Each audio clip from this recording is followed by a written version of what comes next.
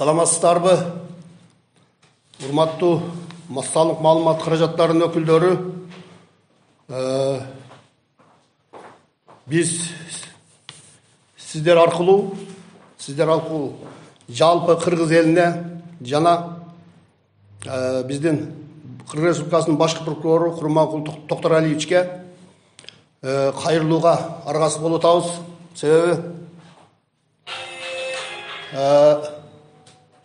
сөздүн токотерин айтканда, Ноокат районунан шайланган депутат Жусуп Коргонбай уулу жалпы кыргыз элинин алдында берген антын бузду.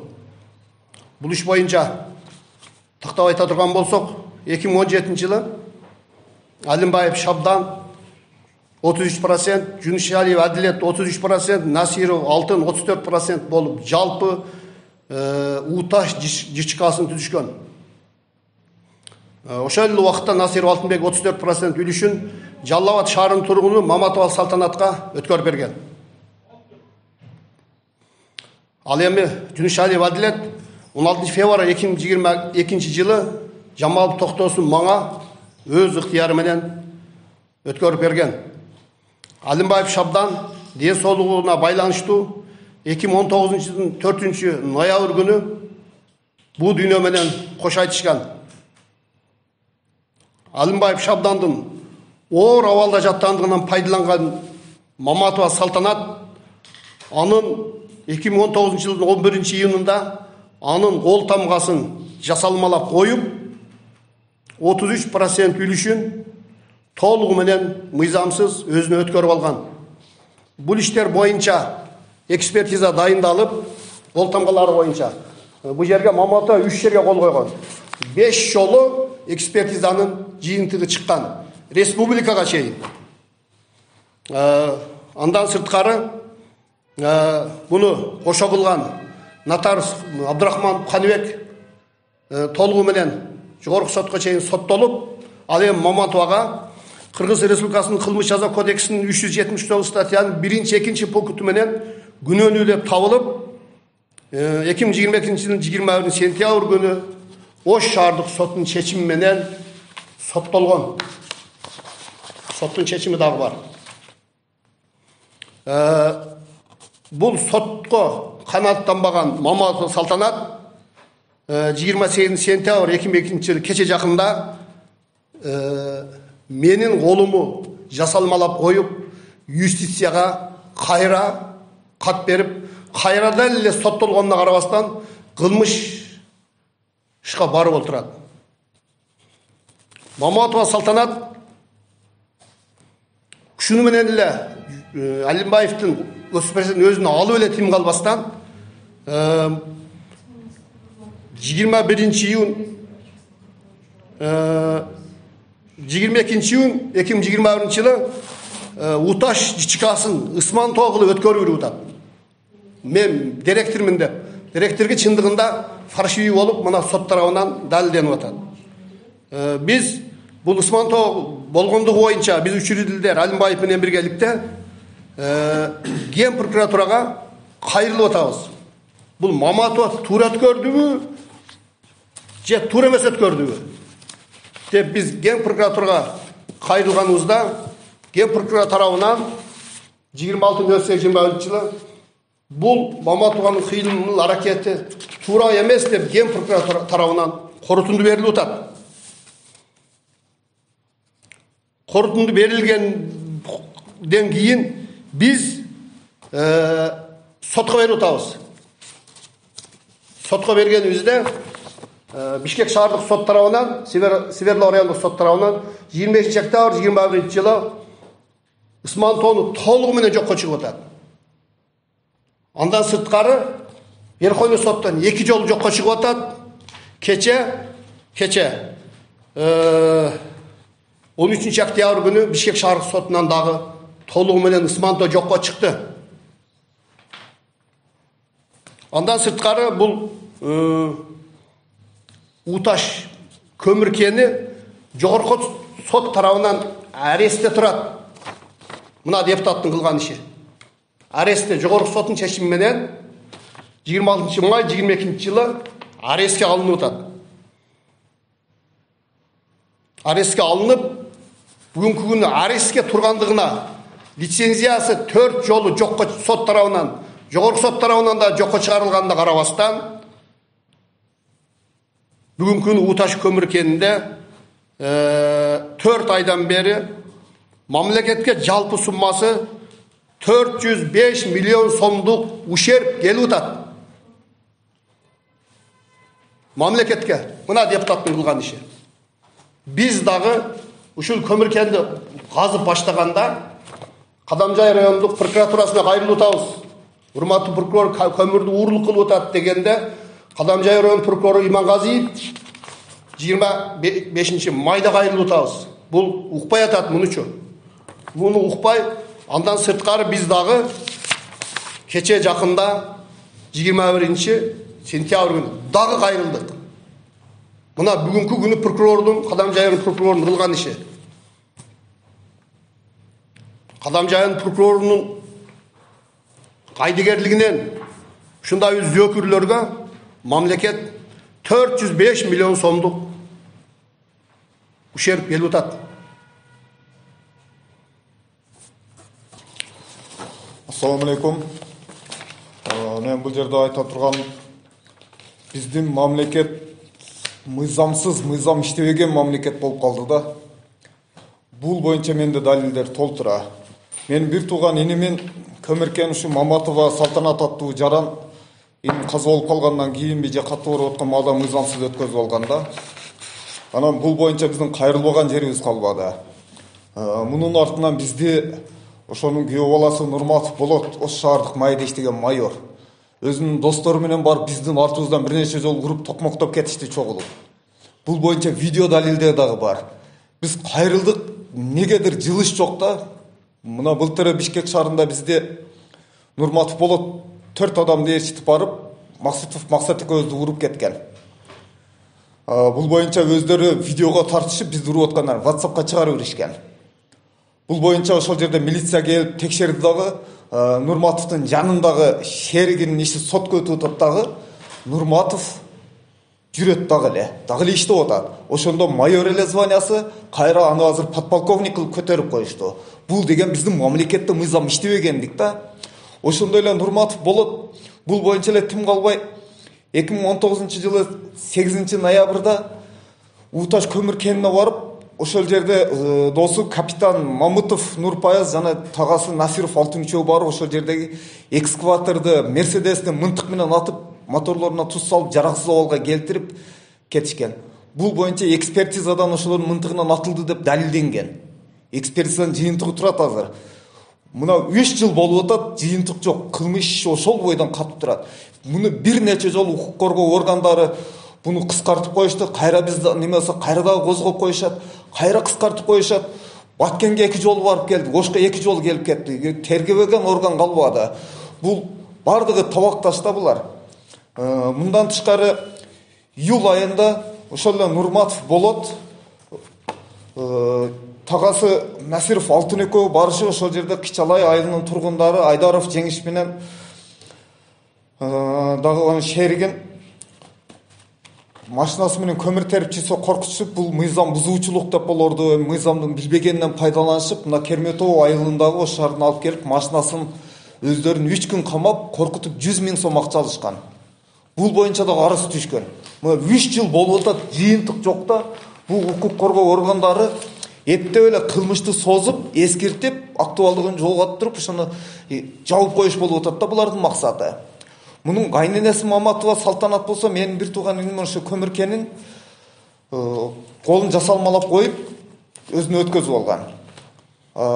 Жана дагы инимин колун жасалмалап, өзүнүн жасалма директор болуп, Уташ көмір кенин башка бир фирмага оформить этип таштаган.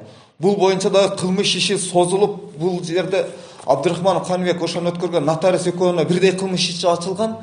Бирок Абдырахмановдун кылмыш иши 1 жыл мурда бүткөн. Маматованыкы дагы эле бүтө электе, кече сотко өттү эле, булар атайлап созгон экен себеби кылмыш жасоо мөөнөтүн өткөрүш максат болгон экен булар. Сот муну күнөөлүү деп тапты дагы, бирок кылмыш аткаруу мөөнөтү өтүп кетти деп туруп, кылмыш жасоодон баягы жазалоодон кыскартып коюп атышат муну.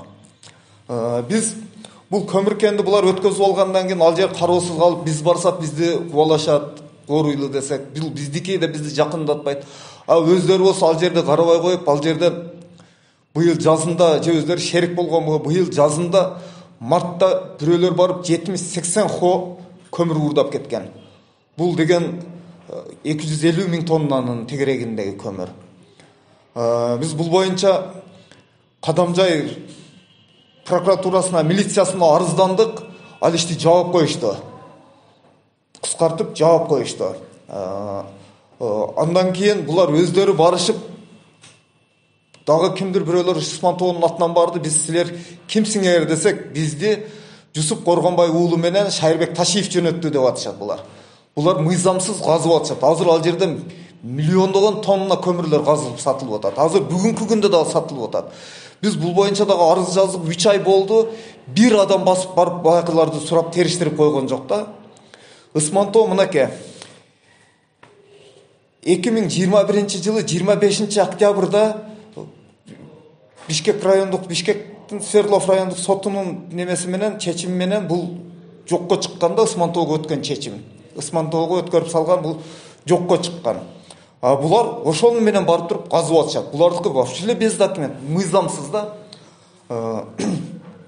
Биз бул боюнча прокуратурага кайрылдык. На 9-сентябрь Курманкул Зулушевич немеге келди, Ноокат районуна келди Зулушев. Баш прокурор Ноокат районуна келгенде да бул арыз менен кайрылдык ушулар боюнча. Кайрылсак дагы эле жыл электе, мына 1,5 ай болду. 1,5 ай болду. Бирөө басып барып ошол жерден сурап койду. Наоборот, бул ишти кыскартып койгон экен эле. Кече мен Кадамжай районуна барып муну кайра жандандырып келдим. Эч кыймылдабайт. Если бир кембагал бир жерден бир тоо курдаган болсо, ошол күнү сразу участкага баса калып камайт да. Булар бардыгы табакташ да. Милициядагы, прокуратурадагы ушул урлар менен табакташ. Болбосо эмнеге 3 жыл созулат бул иштер? 3 жылдан бери созулуп, мына бүтпөй келет. Бир нече иш неме болуп келет. Мына менде видеолор турат. Мынакей чогуу эле уруп кетишкен биз Максат экөөбүздө. Нурматов болот жүрөт, шериги соттолуп атат. Азыр соту болуп атат. Первомайский районный соту сот болуп атат. Нурматовдуку сотко өтөлөк. Болсо экөө чогуу ошол жерде уруп кетишкен. WhatsApp'та видеолор жүрөт. Мына 3 жыл болду. Барып ат мынтык менен атып кетип атышат булар. Экспертиза толук бардык далилдер неме болгон. 3 жыл болуп атат. Көмүр миллиондогон доллар көмүрлөр уурдалып атат. Зулушевдин өзүнө дагы кайрылдык. Эч бир жылыш жок.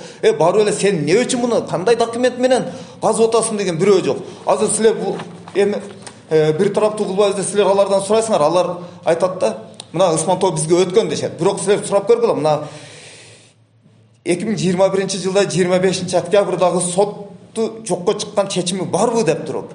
Усмантоо жок болгонун сурап көргүлө эле, жок буларда. Кече муну мөөнөт өтүп кетти, мөөнөтүн калыбына бергиле деп беришкен экен эле. Ал Бишкек шаардык соту мөөнөтүн калыбына келтирген жок. Буларда азыр толук документи жок, мыйзамсыз казып атышат. Ушул күндө азыр дагы казып сатып атышат. Күнүнө миңдеген тонна көмүрлөрдү уурдап сатып атышат булар. Биз азыр эмне кылышты билбей калдык да. Мен бул жөнүндө пандемия бүтүп аткан маалда 2020 жылда келип пресс-конференция берип кеткенмин. Ошондо да ушул маселелерди көтөргөнмүн. Дагы эле жылыш жок. Пресс-конференция болгондо бир аз кыймылдап коюшат да, болду ошол бойдон токтотуп коюшат, ишти кыскартып коюшат. Негизсиз кыскартып коюшат. Кайра барсаң козгошот, кайра эле негизсиз кыскартып коюшат. Бул биздин мамлекетибиз жөн эле жасалма коррупцияга каршы, мамлекеттик мүлктү уурдоого каршы жөн эле жасалма күрөш болуп атат да. Эгер чындап күрөш болгондо, мына ушул майор подполковник болбойт эле. Ушул майор давно 2 жыл мурда жазасын алат эле ушул.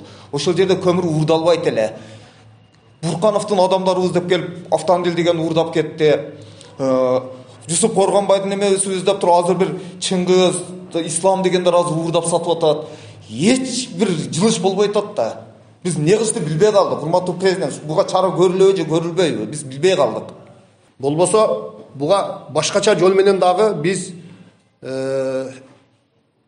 өзүбүзчө кыймыл аракет кылып токтоткон кудуретибиз жетет. Бирок биз мыйзамды сыйлап, бардык нерсе мыйзам менен болсун деп соттун чечимин карап, Ген прокуратуранын хатын мына Ош шаардык тергөөчүсү Мырзалиев Аскар абдан туура чечим кабыл алган. Бардык кыймыл аракетти, Маматованын бардык кылган кыймыл аракетин соттун чечимине тергөөдө толук далилдеген. Ошонун негизинде сот чечим кабыл алган. Буну ошол ГАИ кызматкери Нурматов Болот карыган кайненесине каттатып коюп, бир эле адамдын эмес, бир нече адамдын башын айландырып атат да. Бул Маматова Салтанат деген канча жаштан жанагы сиздин эмеңиз менен кандай тааныш болгондо? Булар же күйөө баласы эле ушул кайненеси билет, ушул көмүркени бар экенин. Кайненесине биз сот маалында суроо бердим да, Уташ көмүркени каерде жайгашкан дедим. Десем жооп бербейт дейт. Уташ көмүркени каерде экенин билбейт. Даже ошондо үлкөн чогулуш өткөзүп, бизге мени директор кылды дейт. А чогулуш каерде өткөрдү десек, эсимен чыгып калды дейт. Канча акча бергенсине, каерде берген, ким күбөлөр, эч нерсе жок да. Анан эки сөздүн бири мен кембагалмын дейт. Кембагал адам $50,000 каяктан берет? Мен кембагалмын дейт. Жөн эле бере бергенсиңби? Десе мен жөн эле бере бергем дейт. Расписка барбы десек жок дейт. Бул Ноокат райондук соту 2 жол экспертизадан чыгарды. Ош шаардык соту 2 жол экспертизадан чыгарды. УВД Ош шаардык милиция бөлүмү 2 жол экспертизадан чыгарды. Мындан тышкары алардын адвокаты Абжапаров Шумкар барып, частный немеден барып туруп экспертизадан чыгарган. Ол өзү барып экспертизадан чыгарганда дагы бая коюлган кол Алимбаев Шабданбектики эмес деп чыгарып беришкен ага. Кийин мен өзүм дагы барып чыгардым. Мага дагы ошентип чыгарып беришти. Биз да эми аныгына жетели дедик да. Анан эми булардан барып сурасаңар, булар айтышы мүмкүн. Биз Маматованын үлүшүн сатып алганбыз, ошонун негизинде деши мүмкүн. Бирок Маматованын үлүшү соттун чечими менен, Ош шаардык соттун чечими менен жокко чыккан. Маматова азыр УТАШта мүчө эмес. Данный момент. Башында айтканчы 2017-жылы 3 адам 33%дан неме түзүшкөн, булар. Ооба. Ошондо калган жанагы акционерлер дагы Маматова Салтанатка өткөрүп беришип атабы өз немелерин? Бул жерде бир Насиров Алтын деген ошо Нурматов Болоттун тагасы экен, жээни экен, ошо тууган болот. Ошол өткөзүп берген Маматовага. Бул жалган эле өткөзүп берген экен. Кийин мына сот бүткөндөн кийин кайра өткөзүп бересиң деген договор менен өткөрүп берген экен. Азыр эми Нурматов Болот баягы биз Бишкек шаардык соттон чыксак, Насиров Алтын туруптур. Ошол жерде айтып атат: Нурматов Болот мени алдап кетти, менин акцияларымды сатып, менин акымды бербей койду деп келиптир Насиров Алтын. Азыр айткансыз, Усмантоо дедиңизби? Ооба. Усмантоо. Неме Маматова Салтанаттын эле немесинде ушул Усмантоо деген Маматова Салтанатта же бул дагы сатып атабы жанагы Жүсүп Коргонбаевду шайыр ташкилттерге деген. Ошо Маматова эми азыр ошол өзүнүн жанагы 33% үлүшүн ошолорго саттым деп атат экен. Бирок анын үлүшү соттон жок болуп кеткен. Соттон жок болгон. Ал жок болгон үлүшүн саттым деп атат. Эми кандай кылган ал жагы билбейбиз.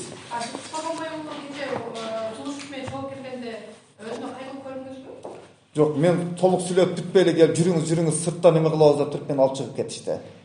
Сырттан арызыңызды бериңиз, жүрүңүз, биз боюнча кабарыбыз бар деп алып чыгышты. Мен ошол жерде бардыгын түшүндүрүп, арызды бердим. Бул аз болуп калбасын деп Араван районуна барып, Араван районунда элдер менен жолугушуп аткан жерден дагы бир жолу арыз бердик. Бирок жылыш жок.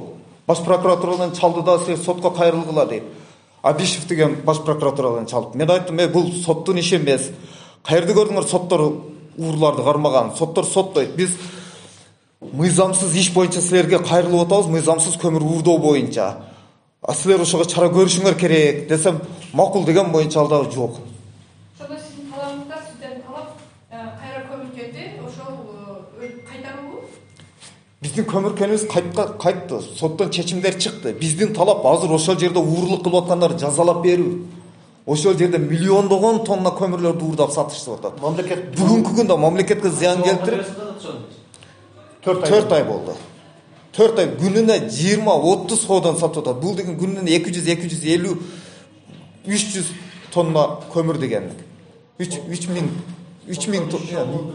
тонна көмүр деген. Арестеген да листенче. Ишин кол жол менен казырмак. Мыйзам чегинде силерге кайтты, бирок сиздер зөкүрлөр казып атат, кыргызча айтканда. Мыйзам чегинде бизге кайтты, бирок ал жерде азыр баскынчылык кылып басып алып неме болуп атат. Биз барсак алар чыгышпайт. Биз барсак ал жерде скандал болуп тополоң чыгып кетиши мүмкүн да. Ошон үчүн биз ушуларды биринчи укук коргоо органдарына кайрылып атабыз да, биз мыйзамдан чыкпайлы деп. Анан дагы бир суроо болуп атат. Бул жерде системге эч кандай ызычылык жокпу, элдин эле талабыбы? Эч кандай ызычуу жок, бул элдин эле талабы.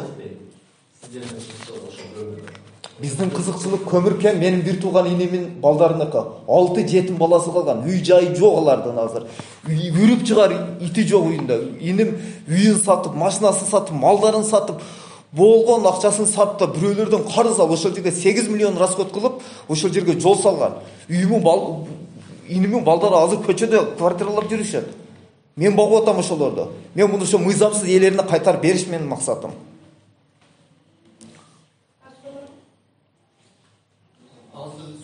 Мыйзам түрдө сиздер иштеп баштайсыздар, ошондой. Ооба. Жогорку соттон чечим чыкты да азыр. Чечим чыкты. Эми мына бүгүн процент немеси силерде болот. Казын акциясы. Мен инимки 33%, Жамалов Токтосундуку, бул кишинеки 33%, бул өзүбүздүкү, жана дагы Маматованын 33% мүчөлүктөн чыкты, ал ортодо турат. Ошондо биздики 34%. Азыр хозяин эч ким эмес, мыйзам боюнча Улуташтын директору азыр менин бир тууган иним Алимбаев Шабданбек дагы эле катталып турат ошол жерде.